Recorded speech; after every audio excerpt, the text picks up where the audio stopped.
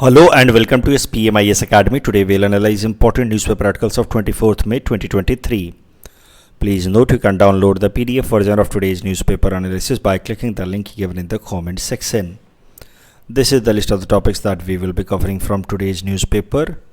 जैसा कि मैंने आपको कहा कि डेली में कम से कम एक मेंस स्पेसिफिक टॉपिक लूँगा, तो this quad summit of 2023 is that mains specific topic for today. So this topic is important from our syllabus GS paper 2 international relations point of view. Quad वैसे क्या है ये quad group? I hope आपको पता ही होगा, कई दफ़ा हमने इसका जिक्र किया है. It's a group of 4 democratic countries, US, India, Australia and Japan. Together these 4 countries make this quad group. अगर क्वाड का ओरिजिन देखा जाए कि कैसे इसकी शुरुआत हुई है, तो इसकी शुरुआत हुई है as a maritime cooperation group. जब 2004 में इंडिया के अंदर सुनामी आया था, उसके बाद मैरीटाइम रीजन, मैरीटाइम एरिया में, यानी कि ओशन के अंदर अगर कोई इस तरह का कैटेस्ट्रॉफी होता है तो उसके लिए कुछ कोऑपरेशन आपस में 4 कंट्रीज़ डेवलप कर पाएँ. इसके लिए ये क्वाड ग्रुप को प्रपोज किया गया था 2004 में. It started basically as a maritime cooperation group. In 2007 the then prime minister of Japan mister Shinzo Abe, now late Shinzo Abe, he suggested कि a quad group should be created with the main focus of curbing China's influence in this Asia Pacific region or overall Indo-Pacific region, because China is turning to be more and more aggressive in this region, has drawn 9-dash line and has been in undue manner imposing its influence over the region. तो इस तरीके से Shinzo Abe साहब ने, वैसे भी आपको पता है कि चाइना और जापान में टेरिटोरियल हॉस्टिलिटी चलती रहती है because of some island disputes like Diaoyu and Senkaku islands and all. तो शिंजो अबे ने सजेस्ट किया कि हमें एक क्वाड ग्रुप बनाना चाहिए that should aim at curbing China's growing aggression in the region, Indo-Pacific region. वो बात अलग है कि स्टार्टिंग में इंडिया और ऑस्ट्रेलिया जैसे देशों ने इंटरेस्ट नहीं दिखाया इस तरीके का एक फॉर्मल मिलिट्री ब्लॉक बनाने में, क्योंकि India shares a long boundary with China. ऊपर से China is one of the most important trading partner for India. वैसे ही ऑस्ट्रेलिया इज़ ऑल्सो, और Australia benefits a lot from trade with China. तो India और Australia जैसे देश अपने relations China के साथ ख़राब नहीं करना चाहते थे, एंड दैट इज़ वाई हमने स्टार्टिंग में क्वाड ग्रुप को एक फॉर्मल स्ट्रक्चर देने को लेकर के एक रिलक्टेंस था इंडिया और ऑस्ट्रेलिया के बीच में. तो आप देखो 2007 में बिगिनिंग ऑफ क्वाड माना जा सकता है as an informal group on suggestion of Shinzo Abe. But India and China did not wanted to be seen as India and Australia, I'm so sorry, did not wanted to be seen as anti-China group, and that is why, and we did not wanted to have any confrontation with China. इस कारण से हमने quad के formalisation को avoid किया.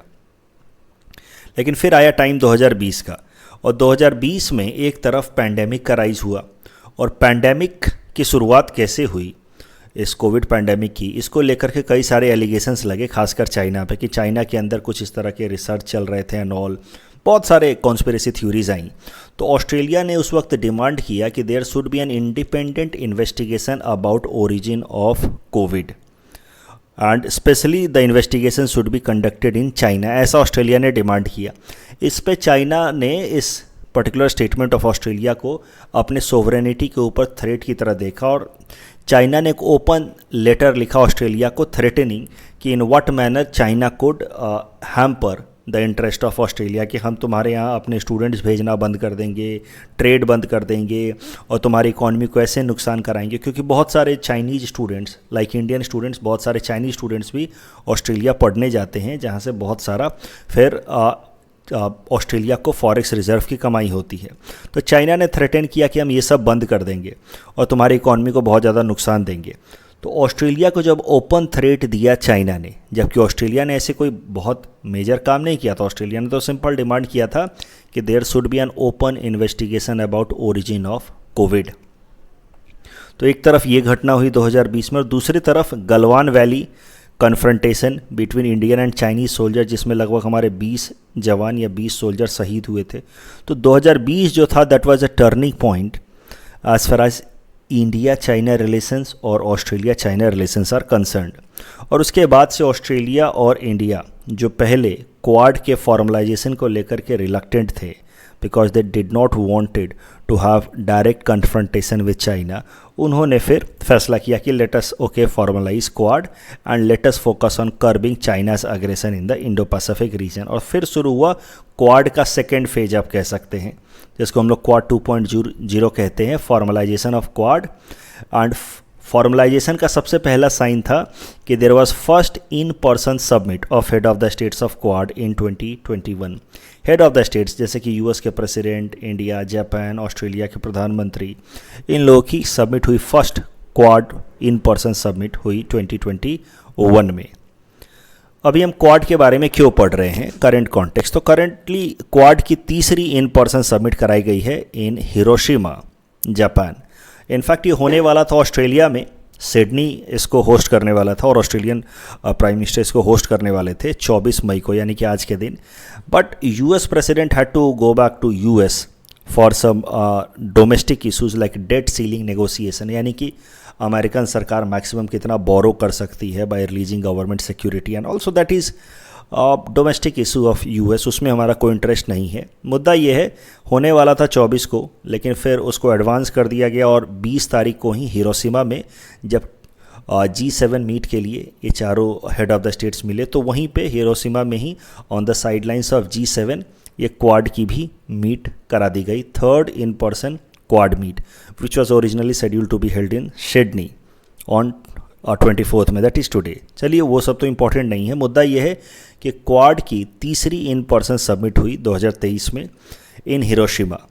वहाँ पे क्या इंपॉर्टेंट फैसले लिए गए, तो एक सबसे इम्पॉर्टेंट फैसला था वो क्वाड हेल्थ सिक्योरिटी पार्टनरशिप का बनाना। 2020 में 21 में जब pandemic was on the rise, तो इन 4 देशों ने मिलकर के बनाया था क्वाड वैक्सीन पार्टनरशिप।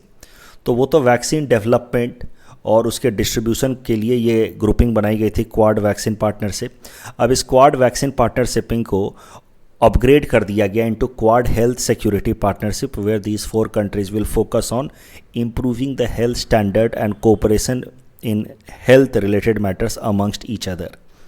उसके अलावा इंफ्रास्ट्रक्चर, इंटरनेट या इंफ्रास्ट्रक्चर को स्ट्रेंथन करने के लिए under sea cable infrastructure partnership in the Indo Pacific reason.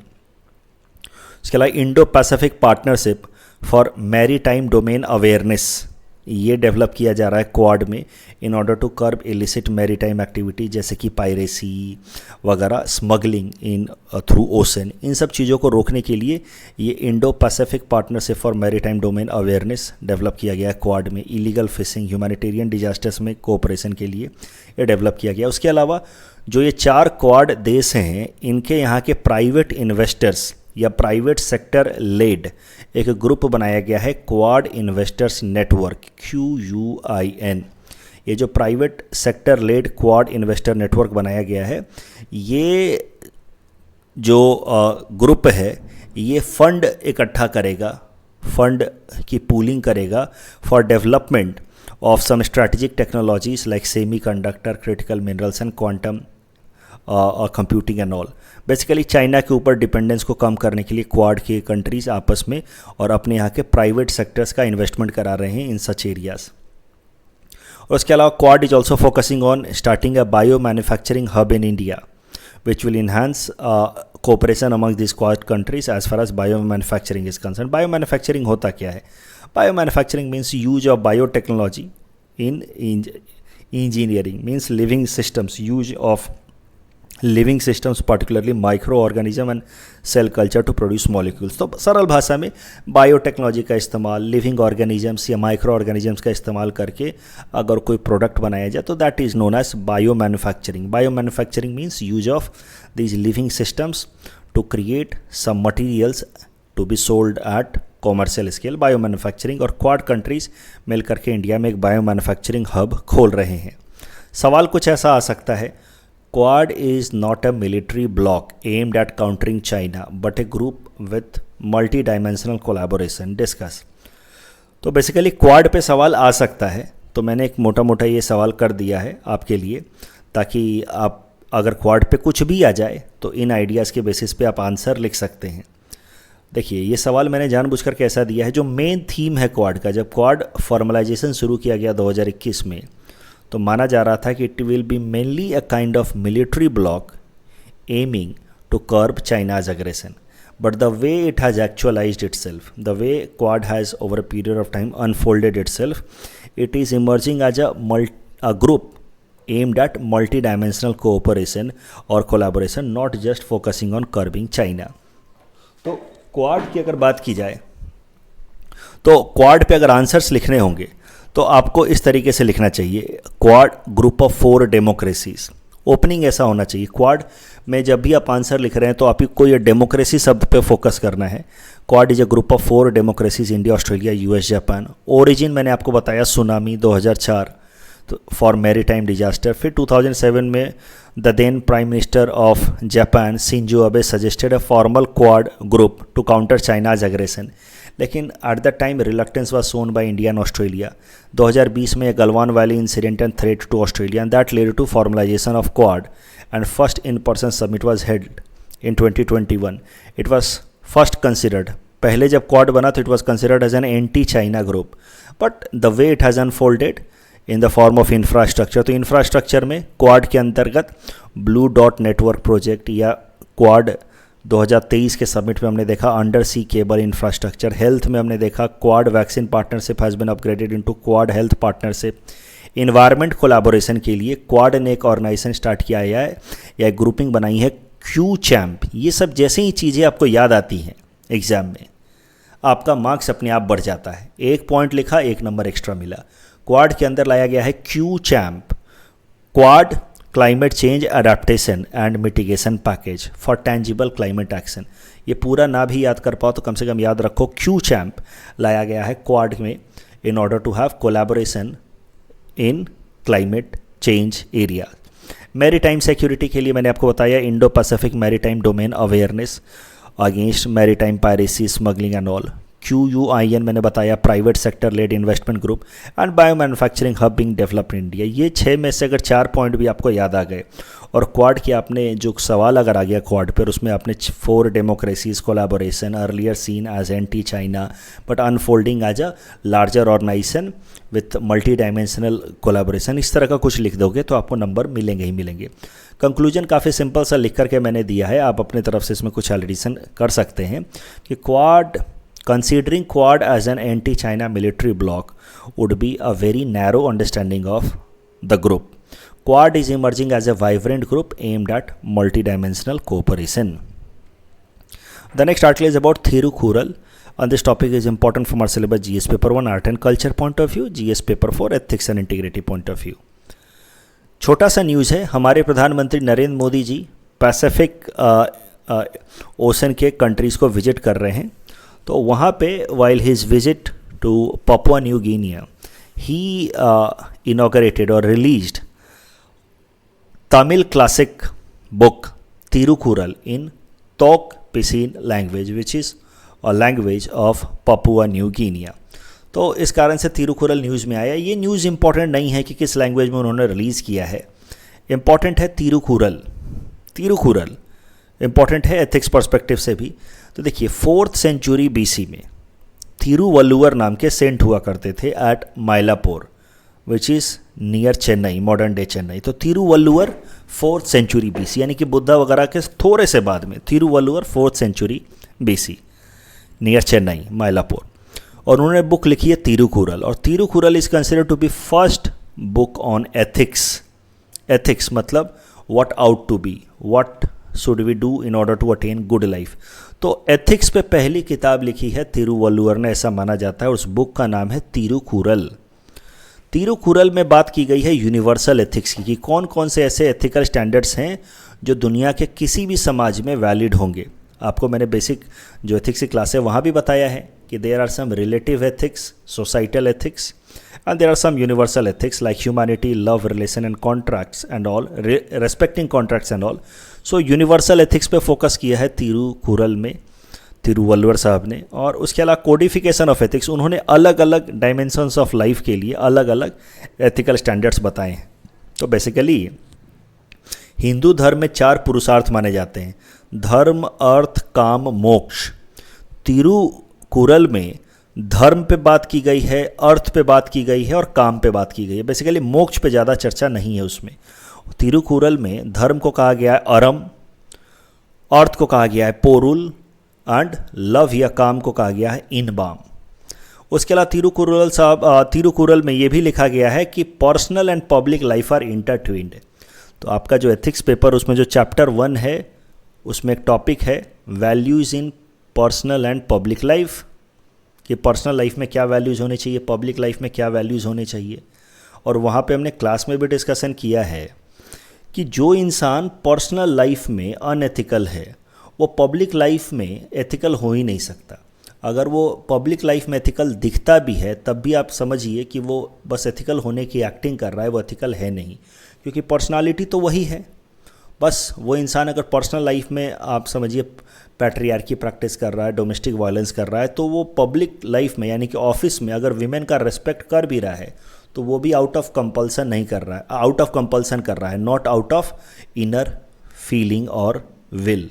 तो यही बात को कहा है तिरुकुरल साहब ने। तो जो वहाँ पे हमने देखा है पब्लिक और पर्सनल लाइफ के वैल्यूज़, वहाँ पे हमें जब भी हम कंक्लूड कर रहे हो ऐसे टॉपिक पे कोई आंसर, पब्लिक और पर्सनल लाइफ के वैल्यूज़ में कभी भी कोई आंसर कंक्लूड कर रहे हो तो आप तिरुकुरल को कोट कर सकते हैं। As per Thirukkural public and personal life are intertwined, means if a person is having ethical standards in public life, that will reflect in personal life as well and vice versa. Good character at one place will reflect at other place also. आप घर में अगर अच्छे character को maintain करते हैं तो बाहर में भी दिखेगा और बाहर में मेंटेन करते हैं तो घर में भी दिखेगा, दोनों में कंसिस्टेंसी होगी। तिरुकुरल से रिलेटेड उसका एक कोट आ चुका है एथिक्स पेपर में, यूपीएससी ने पूछा हुआ है, falsehood takes the place of truth when it results in unblemished common good. Answer मैं पढ़ के नहीं सुनाऊंगा, थोड़ा सा हिंट्स दिया है मैंने। ऐसा ऐसे भी आ सकता है, सोचिए, पढ़िए ये क्या कहता है। फॉल्सहुड मतलब कुछ झूठ बोलना भी सत्य के समान है, takes place of truth when it results in unblemished common good. अगर आप झूठ बोल करके भी किसी का भला कर रहे हैं तो वो झूठ भी सत्य के समान है, if it is leading to unblemished common good. अगर ये सबके समाज के भलाई के लिए है तो it is as good as truth, ये कह रहे तिरुकुरल में लिखा है उन्होंने। तो basically this quote of Thirukkural is hinting at utilitarian और ऑल्ट्रुइस्टिक फिलोसफी। दूसरों के लिए झूठ बोलना, समाज में कॉमन गुड के लिए झूठ बोलना झूठ नहीं होता है, that is utilitarianism, that is as good as truth, but it should be unblemished common good. Unblemished मतलब अनक्वेश्चनड, ये नहीं कि सेल्फिश तरीके से कह दिया और बोल रहे हैं कि दूसरों के लिए हमने बोला है। अनब्लेमिश्ड मतलब किसी भी आदमी को आप बताएं, थर्ड पर्सन को बताएं तो कहे कि नहीं नहीं यार ये तो सही काम किया इसने, भले झूठ बोला है, भले गलत ऐसा कुछ काम की झूठ बोला है, लेकिन फिर भी अच्छा किया इसने। For example a traffic cop allowing a vehicle carrying a patient to pass by despite violation of traffic norms. तो ट्रैफिक नॉर्म्स को तोड़ते हुए आपने एम्बुलेंस को पास करवा दिया या एक ऐसी गाड़ी को पास करा दिया जिसमें पेशेंट है। एक इंटेलिजेंस ऑफिसर, सोचिए एक रॉक ऑफिसर अपने परिवार से झूठ बोलता है अबाउट हिज और हर जॉब कि वो क्या करता है, तो ये झूठ भी झूठ नहीं है क्योंकि ही और she is discharging duty. Free from fault और फ्री फ्रॉम ब्लेमिश एक्शन जो होता है, ब्लेमिश्ड मतलब होता है दाग वाला एक्शन, तो अनब्लेमिश्ड एक्शन होना चाहिए। That falsehood is as good as truth. The next article is about ethical terms related with judiciary. This topic is important from our syllabus, जिस paper for ethics and integrity point of view। देखिए recusal, recusal एक शब्द है, हाल फिलहाल में news में आया, why do judges recuse themselves and how। तो करंट केस क्या है, क्यों है, वो जानना उतना ज़रूरी नहीं है, ज़रूरी है recusal होता क्या है। recusal मतलब किसी भी पर्टिकुलर केस से अपने आप को विड्रॉ कर लेना। The act of declining to take part in an official activity in from a particular case or a particular matter, वो होता है recusal।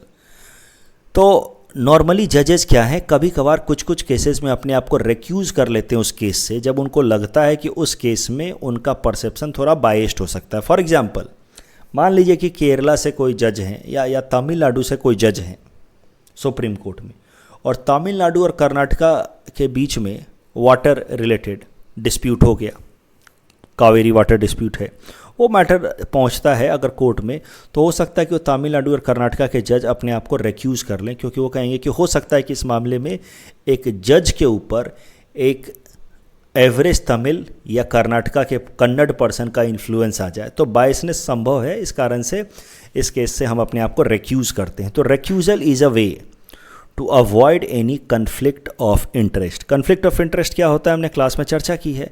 It's a situation where your two identities, identity in your personal capacity and identity in your public capacity या official capacity comes into conflict.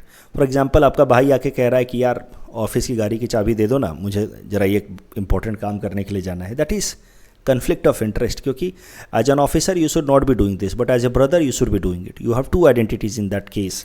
तो conflict of interest के situation से बचने के लिए जजेज अपने आप को कभी कभार रिक्यूज कर लेते हैं किसी केस से। एथिक्स एंड इंटीग्रिटी पेपर में केस स्टडी सॉल्व करते वक्त ये रिक्यूजल का कॉन्सेप्ट काफ़ी अच्छे से इस्तेमाल होता है। मैं एक एग्जाम्पल देकर के बता रहा हूँ, बाकी तो हम लोग केस स्टडी में और देखेंगे ही। रिक्यूजल का जो कॉन्सेप्ट है ये अच्छे से इस्तेमाल किया जा सकता है। Example, you are a district collector, simple सा एग्जाम्पल मैंने दिया। You are a district collector, an appointment is to be made in your office for a cyber cell. Your husband is a software engineer, he applies for the post. You are member of the appointment committee, what options do you have. तो आप खुद appointment committee के member हैं, आपके husband ने उस post के लिए अप्लाई किया है। अब 3 ऑप्शंस हैं आपके पास। आपको पता है केस स्टडी में बेसिकली आप ऑप्शंस लिखते हैं कि मैं ये करूँगा या ये करूँगा, और हर ऑप्शन के अपने प्रोज एंड कॉन्स देखते हैं। तो पहला आप कह सकते हैं, I will select my husband for the post if he is most suitable candidate. मैं कम्युनिटी में रहूँगी और अगर मेरा हस्बैंड मोस्ट सुटेबल कैंडिडेट है तो मैं उसको सेलेक्ट कर लूँगी। दूसरा ऑप्शन हो सकता है कि मैं उसको रिजेक्ट कर दूँगी, चाहे वो मोस्ट सुटेबल कैंडिडेट ही क्यों ना हो, क्योंकि अगर मैं उसको सेलेक्ट करती हूँ तो लोगों को लगेगा कि मैंने उसको फेवर किया है, बायस दिखाया है। तीसरा हो सकता है, I will recuse myself from the appointment committee and request other members of the appointment committee to follow the due process. और फिर माई कोर्स ऑफ एक्शन में आप लिखेंगे कि I will take step 3 because it is a balanced approach, it will not create any sense of injustice. अगर आप सीधा सीधा सेलेक्ट कर लेते हैं अपने हस्बैंड को तो भी बाकी लोगों के नज़रों में एक बायस क्रिएट होगा, एक सेंस ऑफ बायस क्रिएट होगा कि आपने हो सकता है प्रेजुडिस दिखाया है, फेवरेटिज्म दिखाया है। अगर आप रिजेक्ट कर देते तो that would be injustice towards your husband since he is the most eligible candidate yet he could not get selected. आप रिक्यूज कर लेते हैं तो आप दोनों ही तरीके के डायलेमा से बच सकते हैं। So this is how recusal शब्द का इस्तेमाल किया जाता है while solving case studies in certain cases. आपको देख के ही पता चल जाएगा कि इसमें बेस्ट अप्रोच होगा रिक्यूजल फ्रॉम द मैटर। एक और शब्द है जुडिशरी से रिलेटेड, हाल फिलहाल में न्यूज़ में आया है, वो है फोरम शॉपिंग या कोर्ट शॉपिंग। तो फोरम शॉपिंग या कोर्ट शॉपिंग होता क्या है, जहाँ पे लिटिगेंट्स अपने मन मुताबिक कोर्ट या अपने मन मुताबिक जज के कोर्ट में मामला लेकर के जाना चाहते हैं कि भाई ये वाला जज अच्छा है, इनके कोर्ट में ये मामला पहुँच जाए तो that is how we will get judgment in our favour most probably. तो इस तरह का जो थॉट प्रोसेस होता है उसको कहा जाता है फोरम शॉपिंग या कोर्ट शॉपिंग। व्हेन लिटिगेंट्स और lawyers attempt to deliberately move their case to a particular जज और court where they think the judgment could be favourable for them, इसको कहा जाएगा forum shopping. Chief justice of India ने हाल फिलहाल में एक लिटिगेंट को ऐसे ही फटकार लगाई जब वो रिक्वेस्ट कर रहा था कि सर मेरा केस जो है इस पर्टिकुलर कोर्ट में ट्रांसफ़र कर दिया है। तो उन्होंने कहा कि ये फोरम शॉपिंग नहीं चलेगा, यहाँ पे तुम्हारे हिसाब से हम लोग केस नहीं असाइन करेंगे। ये जो छोटा सा ऐसा एडवर्टीजमेंट आया था आसाम ट्रिब्यून में, ये 4th टॉपिक मैंने ले लिया है, e governance in transport department in Assam. This topic is important from GS paper 5 Assam issues point of view. तो कभी ई गवर्नेंस से रिलेटेड सवाल आ जाए, ई गवर्नेंस ट्रांसपोर्ट डिपार्टमेंट का 2 एग्जाम्पल यहाँ पे दिया हुआ है ई गवर्नेंस का। एम वाहन app, it enables fitness testing certificate for vehicles in district transport office of the state. तो ऑनलाइन तरीके से आप फिटनेस टेस्टिंग के लिए आप नंबर अप्लाई कर सकते हैं थ्रू एम वाहन ऐप। एक है सीएम ट्रांस। सीएम ट्रांस का जो सिस्टम है इसकी मदद से हमारे स्टेट के अंदर जितने डीटीओ हैं उनको कनेक्ट कर दिया गया है और उनके वर्कलोड को डिवाइड कर दिया गया। अदरवाइज होता क्या है कि गुवाहाटी वाला डीटीओ, कामरूप मेट्रो वाला डीटीओ, उस पर बहुत ज़्यादा वर्कलोड हो गया। कोई ऐसे इंटीरियर रूरल एरियाज मतलब किसी दूसरे जगहों पे हिंटरलैंड एरिया में टियर 2 टाउन में जो डीटीओ उस पर वर्कलोड कम होगा। तो अब सीएम ट्रांस की मदद से सारे डीटीओज़ को कनेक्ट कर दिया गया है for equal distribution of workload. उसके अलावा there are some other initiatives for improvement in transportation sector in Assam. For example, vehicle scrappage policy. vehicle scrappage policy क्यों लाया गया है? ताकि पुराने व्हीकल्स को आप एक रजिस्टर्ड स्क्रैपेज सेंटर पे लेकर के जाएं, वहाँ उसको स्क्रैप करवाएं, एक सर्टिफिकेट पाएं, उस सर्टिफिकेट को दिखा करके जो अगला नया व्हीकल आप खरीदेंगे उस पर टैक्स की छूट पाएं. तो यह है व्हीकल स्क्रैपेज पॉलिसी. इसके लिए आपको अपनी गाड़ी को ले जाना होगा to the government registered vehicle scrappage centre. तो under vehicle scrappage policy first recognised vehicle scrappage facility of entire north east has been established in Rangia Assam. और दूसरे का अप्रूवल मिल गया है, that will be established at Amingaon in Kamrup. Integration of motorcycle taxes. तो आपको पता है हमारे स्टेट आसाम में रैपिडो मोटरसाइकिल टैक्सेस भी चलती हैं. That has been possible because of a new aggregator rule. पहले से भी चल रहे थे लेकिन उनको वैलिडेट करने के लिए Assam motor vehicle aggregator rule लगाया गया 2023 का. तो ये सब ट्रांसपोर्ट रिलेटेड रिफॉर्म्स लाए गए हैं आसाम में. कल जो ये प्रैक्टिस क्वेश्चन हमने आपको दे रखा है on the basis of this particular topic. Please attempt this question and you can submit the answer in the comment section. कल जो हमने आपको प्रैक्टिस क्वेश्चन दिए थे उसका आंसर देख लेते. नो कॉन्फिडेंस मोशन से रिलेटेड दोनों स्टेटमेंट सही हैं. नो कॉन्फिडेंस मोशन जो है वो कॉन्स्टिट्यूशन में मेंशन नहीं है, but yes it can be brought only in Lok Sabha. और NIA आपको पता है इट वाज ब्रॉट आफ्टर 26/11 इन 2008. तो पहला स्टेटमेंट गलत है. NIA इस का जो डायरेक्टर है उनका अपॉइंटमेंट किया जाता है by government, not by president. So both statements are wrong. That's all from my side for today. Thanks for watching.